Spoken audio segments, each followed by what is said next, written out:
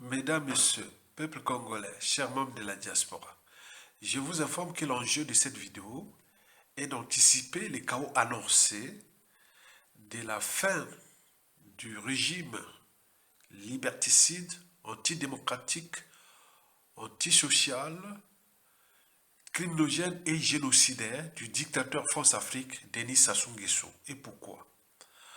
Parce que, un, les visionnaires seront toujours en avance de leurs époques. 2. La chute d'un dictateur apporte toujours le chaos. 3. Le futur ou l'avenir, c'est justement le passé et le présent qu'on ignore. Alors, pourquoi la guerre de succession au dictateur génocidaire Denis Sassou Nguesso qui s'annonce entre Jean-Dominique Okimba et Denis Christophe Sassou Nguesso fait-elle peur au clan au pouvoir? C'est parce que, un, ils vont se bouffer entre eux. 2. Le clan est déjà divisé et il y a les 2 tiers de ses membres qui ne souhaitent pas traverser le fleuve à la nage. Ils ne veulent pas qu'il y ait mort d'homme ni chasse à l'homme à la chute de Sassou. Il sait bien que ce régime a fait du mal dans ce pays et que le scénario de succession de Jean-Louis Okemba ou de Denis Christophe Sassou Nguesso et autres membres des clans risquent d'embraser ce pays. Et comme les couteaux sont tirés, et c'est eux qui risquent de perdre gros. Vous l'avez tout compris. 3. Il faut se dire que depuis le coup d'État, Sassou n'a cessé de rouler dans la farine et tuer et emprisonner tous ceux et celles qui l'avaient aidé dans le Nord à revenir au pouvoir par le sang des Congolais en 1997. Vous le savez que la plupart des officiers nordistes ont été assassinés. Certains sont en prison. N'oublions pas les hommes politiques. Et personne ne veut prendre les risques d'aller servir encore Jean-Dominique Okemba, l'empoisonneur, et Denis Christophe Sassou Nguesso, le voleur. Vous imaginez. Et donc, les gens jouent à la stratégie.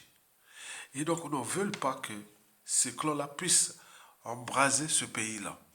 Parce que eux, ils ont peur de payer la rançon de leurs crimes et surtout la rançon de la gloire, etc.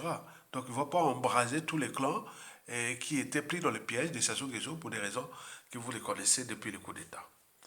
4. Vous le savez que depuis le coup d'État, même bien avant, Sassou n'a cessé de massacrer les populations du sud du Congo qui couvrent 2 tiers de la population. Et depuis le coup d'État, nous avions ces contentieux historiques-là. Et donc le sud-là, on ne veut plus de ce clan-là, ni même le nord-là. Vous imaginez.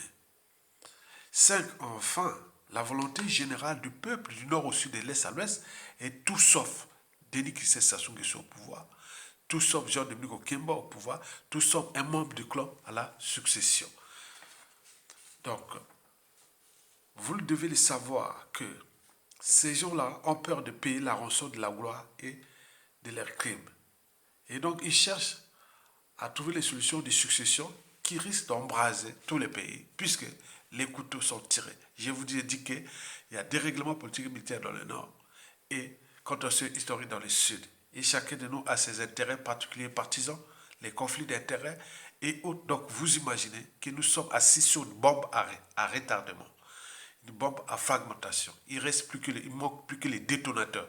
Et les grands perdants, ce sera le clan au pouvoir actuellement, s'il continue à jouer avec le feu. Enfin, de l'autre côté, il y a nous, le peuple, qui n'a même pas peur au regard de ce qui précède et du contexte France-Afrique à l'échelle continentale. En effet, le peuple congolais qui, depuis 1997, a subi la France-Afrique liberticide, antidémocratique, anti-État, anti-citoyenneté, antisocial, criminogène, immoral, dissolu, génocidaire, est déjà et maintenant très aguerri. Ce peuple-là est comme entraîné, conditionné et sous emprise d'ailleurs de devoir déjouer les stratégies de la France-Afrique post-Denis Sassou Nguesso. Donc nous jouons en ce moment à la stratégie. Vous avez tout compris. Merci beaucoup.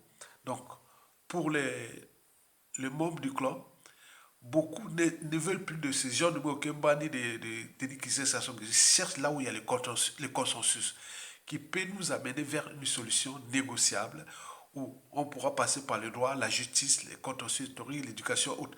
Mais risquer d'aller rentrer dans le suicide collectif des gens de Mokemba et de Kisesation, ça risque de ça risque d'embraser ce pays au regard du contexte géostratégique actuel. Vous avez tout compris. Likez et partagez. À bientôt.